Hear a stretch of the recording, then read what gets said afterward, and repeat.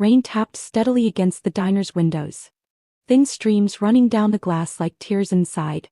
The warmth from the coffee machines did little to ease the fatigue pooling in Eliza's shoulders. The late shift always left her drained, but she wore her exhaustion behind a smile, pouring refills and wiping counters with quiet grace. It was near midnight when the door creaked open. A gust of cold air swept through, turning a few heads. A young man stepped inside, soaked to the bone, his coat torn at the sleeve, and boots caked with dried mud. He moved slowly, not out of age but caution, as if unsure whether he was welcome. Eliza looked up from the register, meeting his eyes. They were clear, startlingly so beneath the tangled hair and wet lashes. He walked to the counter, his hands slightly trembling. "I'm not here to cause trouble," he said, voice soft, barely louder than the rain. "I just need a meal. I have no money, but if you could spare us and which anything warm, I'll do dishes. Clean floors, down. Whatever you need." Eliza hesitated. He was young, maybe her age, maybe younger, but the lines in his face told a story far older. There was no begging in his tone. No pity sought, only quiet dignity wrapped in desperation. She looked toward the kitchen, and at the tray holding a full plate of meatloaf and mashed potatoes, a cancelled order. Still hot. Without another word, she slid the tray off the warmer, added a cup of black coffee, and placed it gently in front of him. "Someone cancelled their order," she said. "Seems a waste to throw it out." The man blinked. "I thank you, I mean it." She smiled, already turning back to grab extra napkins. "You don't have to mean it. Just eat." But the moment shattered as a sharp voice cut through the quiet. Eliza, her manager, Greg, stepped out from the back, his expression thunderous. "What is this?" "It was a returned meal," she said calmly.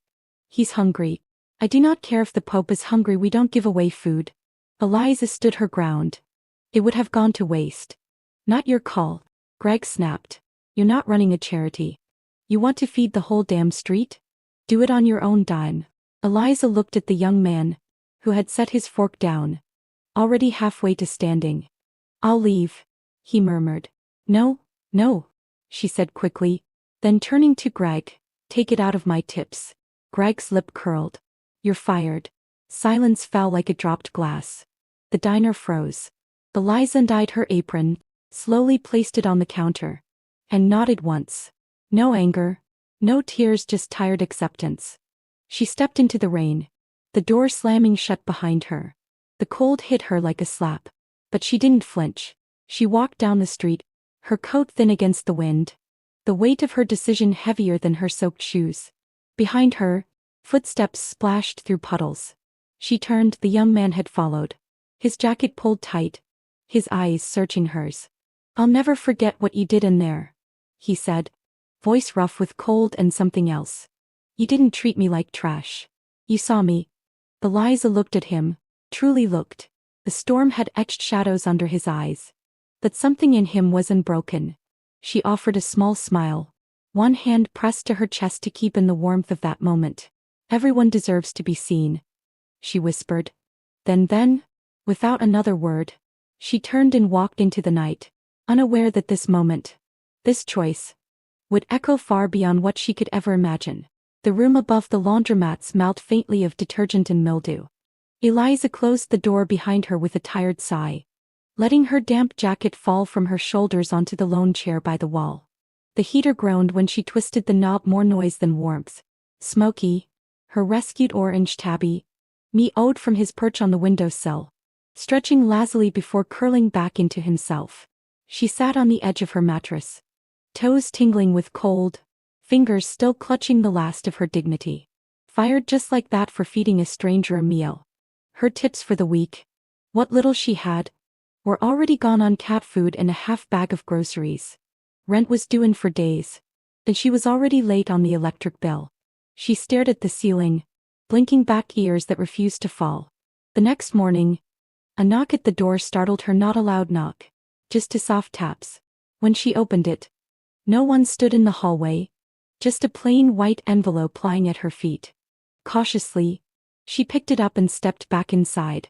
The flap wasn't sealed. Inside was cash enough to cover next month's rent. She gasped softly, fingers trembling as she unfolded the note tucked inside. The handwriting was neat. Deliberate. People like you deserve more than survival. There was no name, no signature, just those words and the quiet weight of them. Eliza clutched the paper to her chest, her mind racing. Who? Why? She thought back to the man from the diner, his clear eyes.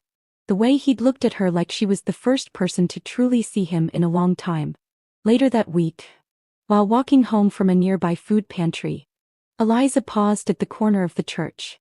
A small crowd had gathered in the alley beside it, volunteers setting up folding tables with warm food, clean socks, and first aid kits. She stepped closer, drawn by the scent of baked bread and the quiet laughter of people who hadn't had much to laugh about. And then she saw him, same eyes, same build, but now clean-shaven, wearing a dark wool coat and gloves. He stood behind a table, handing out wraps, sandwiches and thermoses of coffee. His smile was quiet but real, the kind that came from someplace honest. She stood frozen for a moment before stepping forward. Hey, she said, unsure if he'd remember. He looked up and smiled, like he had been waiting for her. Eliza. She blinked. How did you? I asked around. He said simply, reaching beneath the table. He pulled out a wrapped sandwich and offered it to her. She hesitated. It's turkey, he said, with cranberry spread. I remembered you mentioned it was your favorite when you served me. She accepted it slowly, fingers brushing his. It was warm. You didn't have to. He shook his head. You gave me my first real meal in days. This is the first one I get to share. There was a quiet between them, not awkward, just gentle. You look different, she said. He chuckled. A shower and a shave will do that. She studied him. There was something steady in the way he stood. Something that didn't quite fit the story of a man down on his luck. But before she could ask more, a woman behind him called his name, Aiden. He turned, gave a small wave, then looked back at Eliza. Come back tomorrow. I'd like to talk more. And with that, he turned back to his table, handing out cups of coffee to a pair of veterans who patted him on the back. Eliza walked home that night, with the sandwich still warm in her hands and something even warmer curling in her chest. She didn't know who Aiden really was yet, but she knew somehow her story with him wasn't over. The winter deepened slowly in the small town of Mill Ridge, casting frost over windows and weaving chill into the breath of morning. Yet amidst the cold, Eliza found warmth not in electricity or blankets, but in the quiet presence of a man who never quite left her thoughts, Aiden. He had become a constant in the backdrop of her struggling days.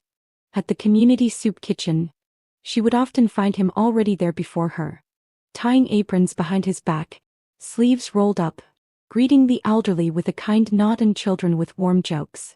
At the charity clinic, where Eliza had taken a part-time job helping schedule appointments, Aiden would swing by, dropping off supplies or walking patients across the slushy street without fanfare.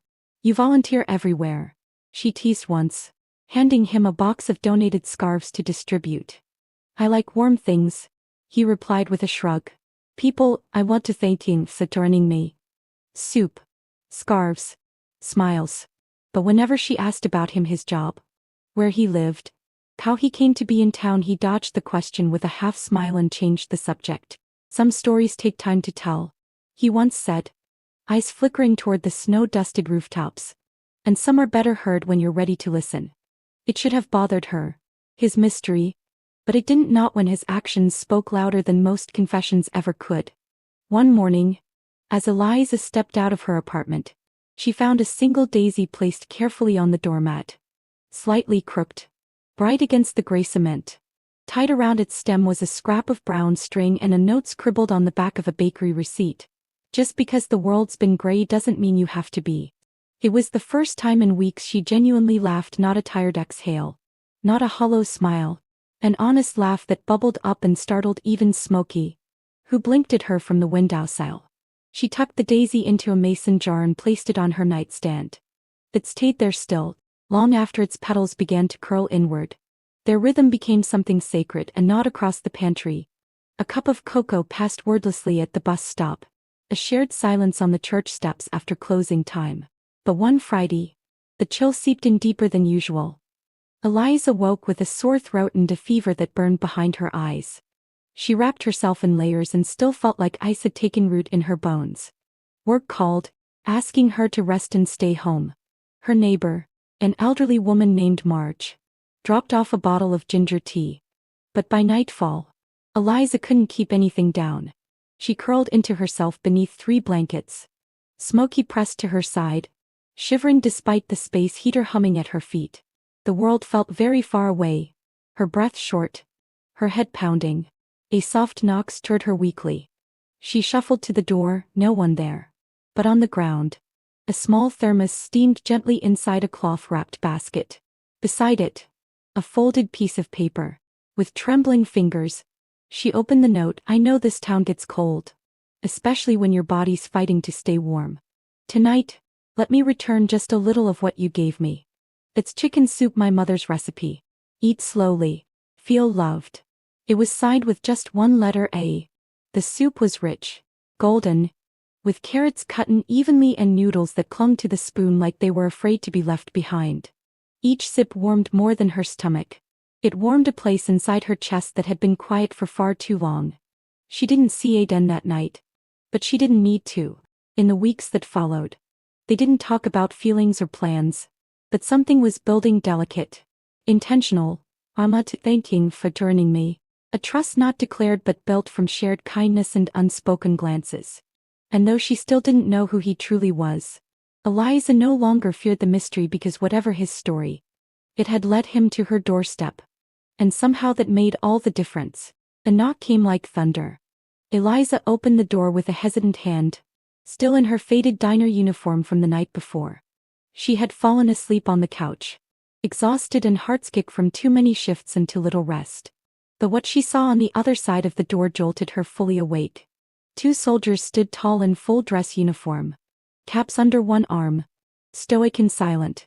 Behind them stretched a line of black military vehicles, engines humming, forming an arc around her narrow street. Eliza Hart, the taller one, asked.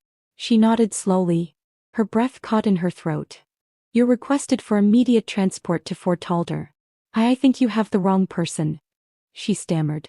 We do not. The soldier's voice was firm but respectful. There is a ceremony. You are the guest of honor. Neighbors were peeking out through blinds, stepping onto porches, whispering. A child dropped his bicycle. A woman clutched her chest. No one understood what was happening, least of all Eliza. The soldiers opened the rear door of the led vehicle. We've been instructed to escort you with full honors. Eliza didn't know what to say. Her body moved before her brain caught up. She climbed in. As the convoy pulled out of the neighborhood, sirens were not blaring, but the tension in the air was deafening. A caravan of black SUVs and military trucks rolled through town like a silent parade, traffic parting to let them pass. Police had blocked off intersections. People stood on sidewalks, pointing, right you for joining me, filming, speculating. Inside the vehicle, Eliza sat frozen, her palms damp, her heart thundering. This had to be a mistake. Fort Alder came into view after nearly an hour. High fences, guarded towers, the massive flag snapping against a pale morning sky. The gates opened for them, and there, just past the checkpoint, was a sight that stole Eliza's breath. 300 soldiers stood in perfect formation, shoulder to shoulder, stretching across the field in rows. The entire front plaza of the base had been cleared for this moment. The soldiers' uniforms were pristine. Boots shined, medals glinted in the sun, and not a single one moved or spoke as Eliza stepped out of the vehicle. The silence was deafening. Even the wind seemed to still. Her shoes crunched on the gravel. She was led, trembling, down a path lined with honor guards. Their salutes raised in unison, sharp, reverent, precise. At the far end of the path, on a small platform flanked by flags, stood a man she barely recognized. But her heart did. It was Aiden, dressed in his formal military uniform, chest adorned with honors, cap under his arm, his posture proud, his face no longer shadowed by hunger or fatigue but lit with clarity and quiet strength. She stopped halfway. Aiden, her voice was barely above a whisper. What is this? He stepped forward, his tone calm but powerful. My name is Major Aiden Black. I serve in a Special Operations Division under a humanitarian arm of the U.S. Army.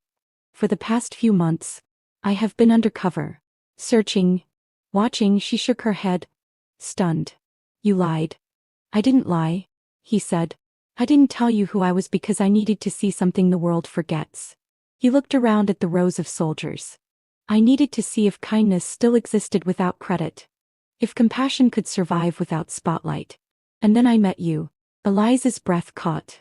Aiden stepped closer. You gave me food. But more than that, you gave me dignity. You looked at me like I was still someone.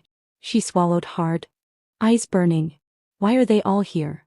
Aiden turned to the soldiers and then back to her. Because what you did, it mattered more than you know.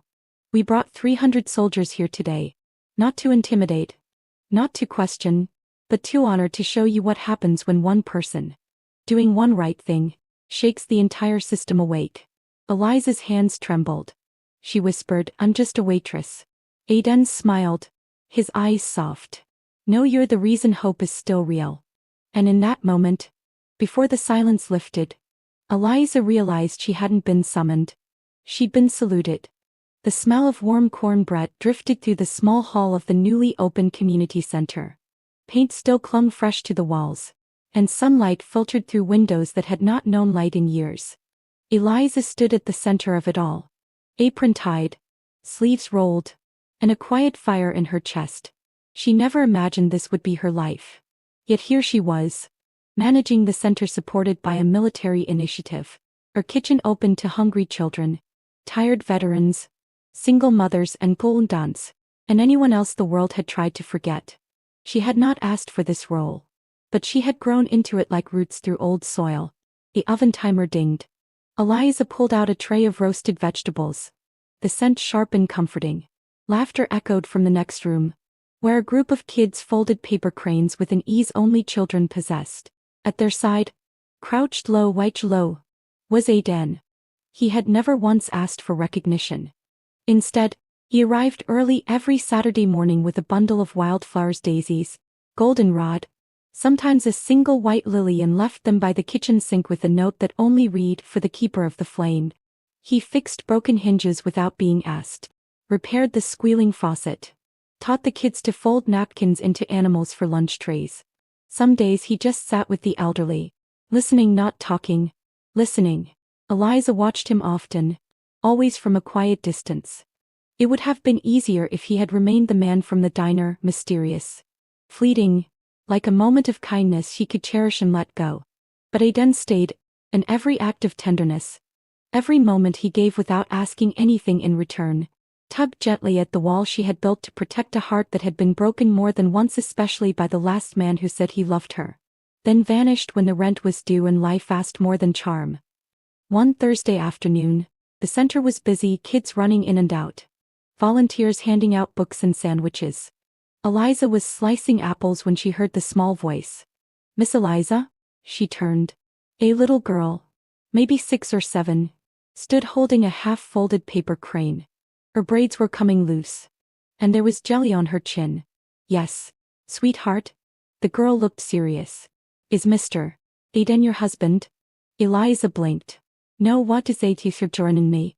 He's not. Oh, the child paused. Is he your boyfriend? Eliza smiled softly. No, honey, the girl frowned, clearly puzzled. Then what is he?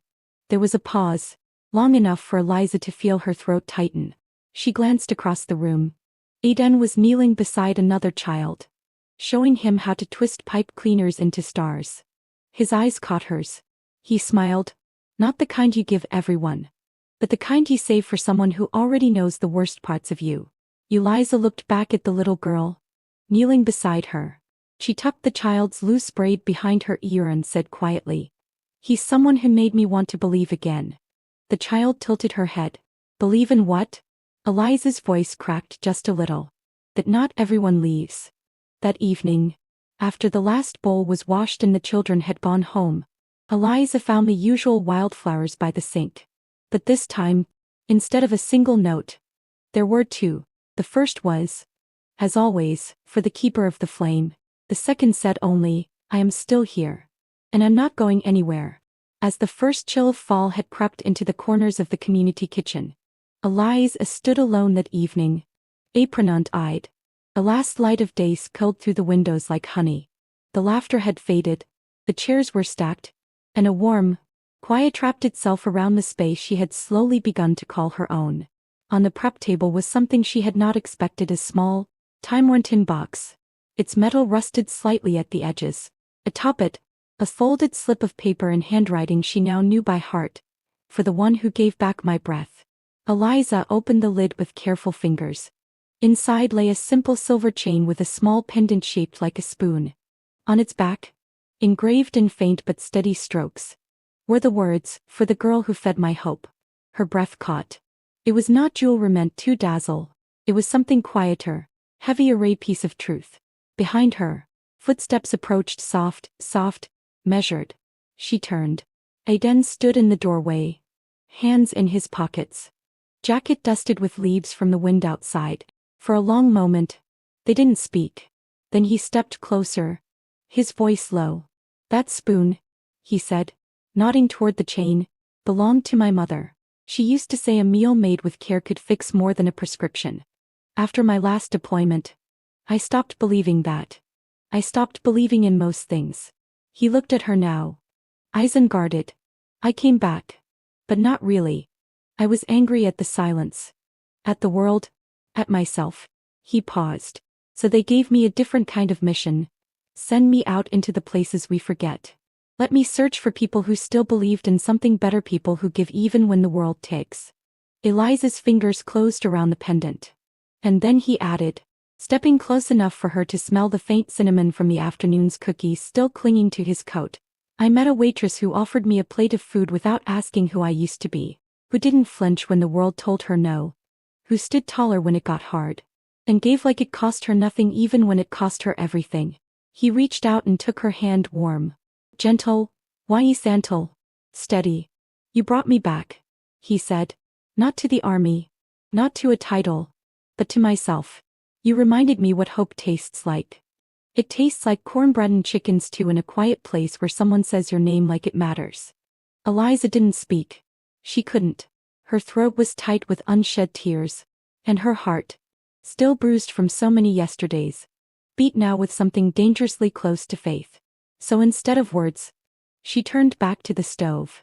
From the oven, she pulled out a small dish, nothing fancy, just roasted root vegetables, warm rolls, a pot of lentil soup still steaming beside it. She set the table in silence, 2 bowls, 2 spoons. Aiden sat. He didn't ask questions. They ate slowly, like people who knew what it meant to be hungry, not just for food, but for understanding, for safety, for someone to see them and stay. When the last bite was gone and the tea had turned lukewarm in their cups, Aiden reached across the table and rested his hand atop hers again. "Thank you," he said softly, "for seeing me before I even remembered who I was." Eliza finally looked up, eyes shining. "You made it easy," she whispered. "You showed up." A knock on the door came just after sunrise. Eliza, already in the kitchen stirring a pot of oatmeal for the morning meal, wiped her hands and opened it with sleepy eyes and flour on her cheek. A young officer stood at attention, his uniform crisp, his voice formal yet kind. "Miss Eliza James, we kindly request your presence outside immediately." She blinked, confused. "Outside? Why, what just then to sojourn in me? Please? You will understand when you see." Eliza stepped out in her worn sneakers and apron, still dusted with flour. But the moment her foot hit the pavement, she stopped. The main street, usually quiet in the early hours, was no longer just a road. It had become a corridor of honor. Lining both sides, shoulder to shoulder in perfect formation, were soldiers, hundreds of them, their uniforms gleaming under the early morning sun, their boots shining, their faces solemn. 300 at least: Army, Navy, Marines, Air Force men and women of every age and background, standing as one, saluting, silent. The town around them was still, as if the world itself had paused to bear witness. Shopkeepers peered through their windows. Early joggers stopped mid-stride. Cars pulled to the side, Engines hushed. The child on a bicycle stopped pedaling and simply stared. Eliza felt the breath leave her lungs. Her name was whispered in the wind, passed from soldier to soldier like a prayer. Eliza. She's here. 2 officers stepped forward and gently guided her down the street. As she walked, each soldier lifted their hand to their brow in a salute, not for a president, not for a general, but for a waitress, for a woman who had offered a warm plate to someone the world tried to forget. And at the end of the path, beneath a white arch of flags, stood a small stage. On it, a tall man in decorated dress blues, Aiden. But not the Aiden she had first met in a torn coat and quiet humility. This was Major Aiden Black. His chest full of honors, his bearing proud. But when he looked at her, it was not as a soldier, it was as a man in love. Eliza stepped up, trembling slightly. The air was thick with silence. She could barely hear her own breath. Aiden took the microphone, then paused for a long moment. He said nothing, and then, "There are many kinds of service." His voice was deep, steady, but full of something raw. Some carry weapons, some carry hope, some give orders, others give second chances. He turned to face her fully. Eliza James gave me both. She did not know I was a soldier. She did not care. She fed me when I was forgotten. She saw me not as a burden but as a man. And through that kindness, she brought me back to myself. He reached into his coat and pulled out a small box velvet. Simple. Then he knelt right there before the soldiers, before the town, before the woman who had changed everything. "Eliza James," he said softly, voice shaking just a little. "Will you marry me? The man you fed, the soul you saved, the soldier you reminded what it means to be human." Her hands flew to her mouth. Her knees nearly buckled. But she dropped beside him, eyes wet, voice strong. "Yes," she whispered. "Yes, Aiden. 1,000 times yes." The crowd erupted. Applause rang out like thunder. Soldiers lowered their salutes and cheered. Flags waved. Bells chimed.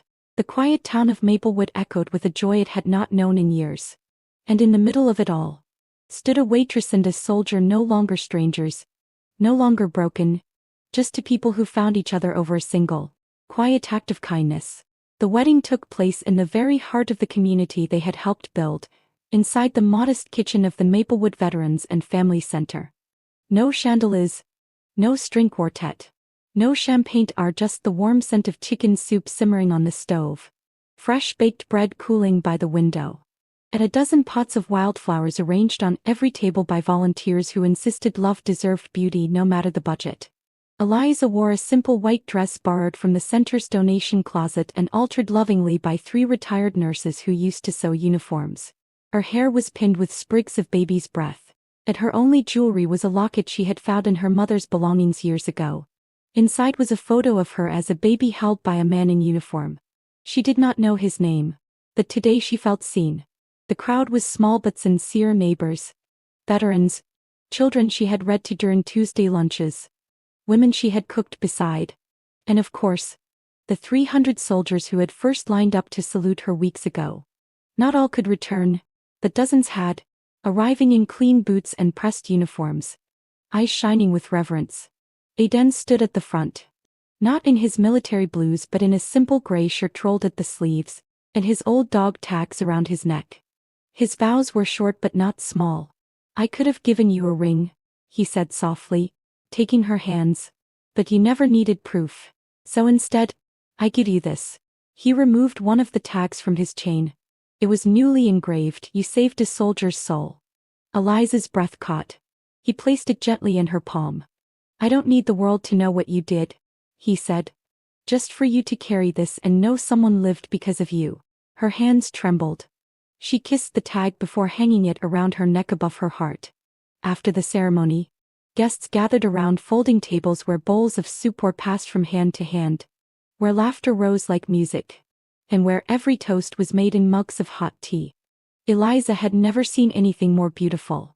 Later that night, she stepped outside to the back of the center, where a new wooden sign had been hung just above the kitchen door. Aiden had carved it himself, every letter smoothed with care. "This place does not serve just meals. It feeds the soul." She smiled. Behind her, She heard Aiden's footsteps. He slipped his arms around her waist, resting his chin on her shoulder. We built something, he whispered. More than just a kitchen. She nodded, leaning back into him. Inside, the light from the kitchen glowed soft and golden through the window. Then the door creaked open. A small boy stepped in, maybe 8 or 9, wearing a tattered hoodie to sizes too big. His eyes wide, hands stuffed in his pockets. Eliza turned, her voice gentle. Are you hungry? He nodded. Do you like soup? Another nod. She knelt beside him, smiling. How about a bowl of hot chicken soup and a story about how kindness travels farther than you think? The boy hesitated, then whispered, do you have one about a soldier? Eliza reached for his hand. I have one about a soldier and the woman who served him a meal he never forgot. Aiden set another bowl on the table. And as they sat down beside the boy, as the room filled again with the quiet comfort of people choosing to care, Eliza knew the truth. She would never be famous, never be on magazine covers or national news again. But here in this little kitchen, with chipped tile floors and hand-painted signs, she had everything she ever needed: a purpose, a partner, the place where no one was invisible.